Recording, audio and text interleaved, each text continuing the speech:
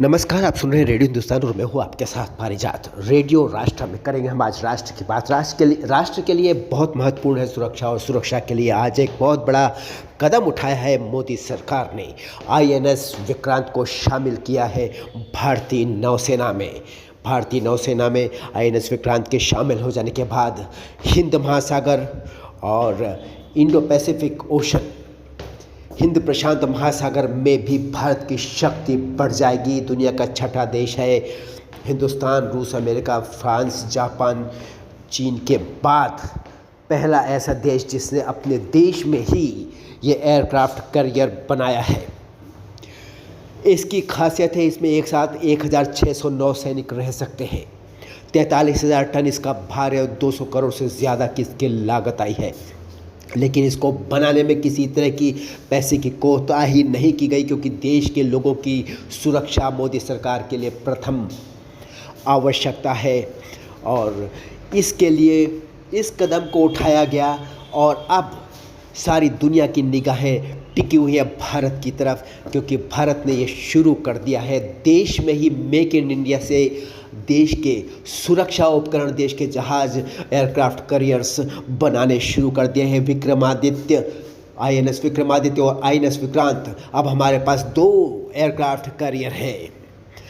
इसके पहले विक्रांत नाम का आईएनएस एक नेवल कैरियर था, एयरक्राफ्ट कैरियर भारत के पास, जो 1961 में रॉयल नेवी से, ब्रिटेन से खरीदा था भारत ने। 1971 के युद्ध में इसने ज़बरदस्त भूमिका निभाई थी। पाकिस्तान की एक पनडुब्बी जिसका नाम गाजी था, उसको रोक दिया था। 36 साल बाद 1997 में उसे डिकमीशन्ड कर दिया गया, लेकिन अब फिर वापस आ गया है आईएनएस विक्रांत। भारत में बना हुआ, भारत की मिट्टी से बना हुआ, भारत के दृढ़ इरादों से बना हुआ भारत का सुरक्षा चक्र भारत के समुद्री क्षेत्र में। ये जानकारी आप सबके लिए ज़रूरी है, क्योंकि हमें भी गर्व होना चाहिए अपने देश की नेवल फोर्सेस पर और अपने देश की सरकार पर, जिसने हमारी सुरक्षा को महत्वपूर्ण प्राथमिकता बनाया है। चलता हूँ, फिर मिलता हूँ आपसे बाद में, लेकिन जाते जाते हमेशा की तरह कहूँगा, पानी बचाइए, सबको सिखाइए, पेड़ लगाइए, सबको सिखाइए। नमस्कार।